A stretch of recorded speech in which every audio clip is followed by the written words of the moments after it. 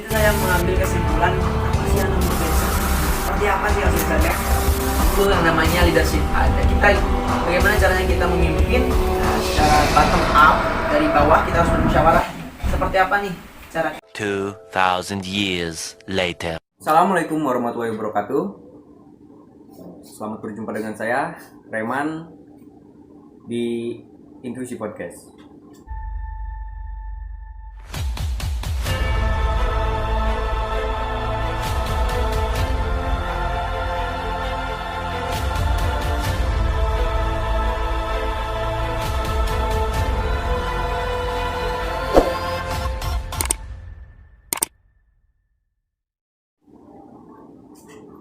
Indonesia saat ini sedang menghadapi era digitalisasi, di mana organisasi menjadi media untuk beraksi, bukan hanya sekedar tempat basa-basi, karena sejatinya organisasi tempat untuk beraksi. Bagaimana kita akan membahas tentang organisasi? Bagaimana kita menjalani organisasi tersebut? Marilah kita langsung berbincang-bincang dengan narasumber kita. Narasumber kita berasal dari Universitas Islam Bandung, bos. Dia wakil ketua BEM. Ketua BEM Universitas Islam Bandung. Bagaimana kabarnya? Alhamdulillah sehat. Oke, sip lah. Oke, langsung aja ya kita bahas ya karena waktunya tidak banyak juga. Sebelum kita berbicara jauh tentang organisasi gitu ya Pak Agung ya. Apa sih yang dimaksud organisasi, Pak? Oke. Bismillah ya. Sebelumnya kita perkenalkan duluan siapa yang berbicara saat ini menjadi narasumber. Siap, Pak Agung. Saya Agung Nugraha. Iya. Dulu saya menjadi mahasiswa dari Unisba. Siap. Sekarang udah lulus. Alhamdulillah ya Allah. Orang lain taunya saya menjabat sebagai wakil ketua BMF, Badan Eksekutif Mahasiswa Fakultas. Oh, fakultas. Oke, Tarbiyah dan Keguruan. Iya, siap. Namun di balik itu di semester 5 saya juga menjabat bersamaan menjadi wakil komandan Menwa di Unisba. Siap. Nah, di situ saya mengambil kesimpulan apa sih yang namanya organisasi? Seperti apa sih organisasi? Apa sih ya, Pak Agung? Nah, sebenarnya seperti ini. Organisasi itu seperti rumah ya kan? Seperti rumah, di mana rumah itu pasti ada tujuan. Tujuan bersama. Kita buat rumah buat apa? Pasti ada tujuan. Ya, tujuannya untuk apa? Pertama, melindungi kita dari sinar matahari, dari hujan, gitu kan? Anggotanya ya mungkin ada ayah kita, ibu kita, anak kita. Seperti itu kan? Jadi organisasi bisa kita analogikan seperti rumah, seperti suatu badan atau lembaga yang mempunyai tujuan yang sama. Bedanya apa? Terstruktur, yang dipimpin oleh satu kepala keluarga atau oleh satu ketua. Organisasi ya. Nah, inti dari organisasi adalah tujuan yang sama serta terstruktur. Itu. Jadi itu yang namanya organisasi. Gini deh. Dalam organisasi itu pasti kan ada yang namanya tadi kan sudah dijelaskan juga kan ketua. Nah, oke, sip. Siap. Ketua terus kan anggota kan. Anggota dan yang lain-lain lah banyak ya. Oke, sebelum kita berbicara jauh tentang organisasi juga. Organisasi itu kan harus dipimpin kan. Sip kan. Ya kan harus dipimpin kan. Nah. Terus tentu kan dipimpin oleh satu pemimpin yang memiliki kapasitas dan mobilitas kan. Nah, menurut pendapat Bapak sendiri, sendiri gitu ya. Iya. Pemimpin kita tuh harus bagaimana sih jadi pemimpin yang baik dan benar? Gitu. Oke, sip. Oke, saya jawab ya. Pada saat saya semester 5, saya cerita dulu nih. Semester 5 saya menjabat yang pertama sebagai ketua atau sebagai wakil komandan Menwa. Siap. Oke. Siap. Kalian siap gak? Kelemahan saya punya organisasi. Saya menjabat sebagai top manajemen. Siap.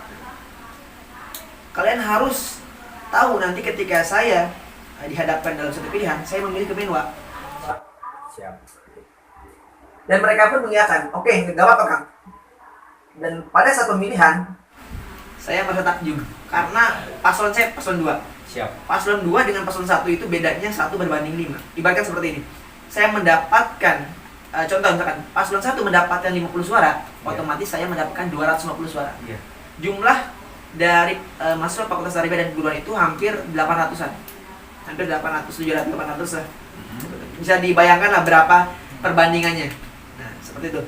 Di situ saya bisa merasakan ada dua organisasi.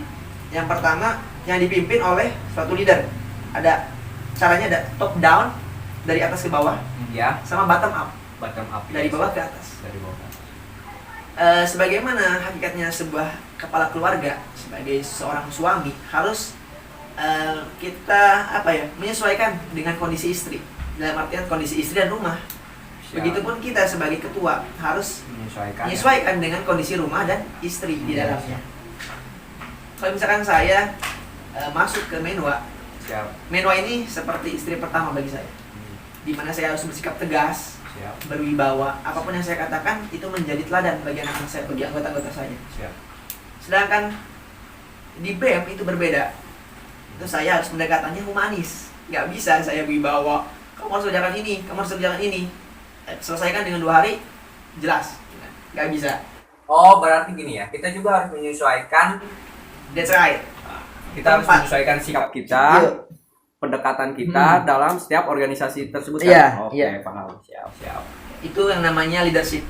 Kita bagaimana caranya kita memimpin secara bottom up, dari bawah kita harus bermusyawarah.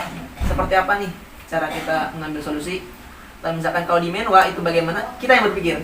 Ketika ada masalah kita tuh yang berpikir. Setelah itu baru kita cerita ke anggota kita. Itu namanya top down.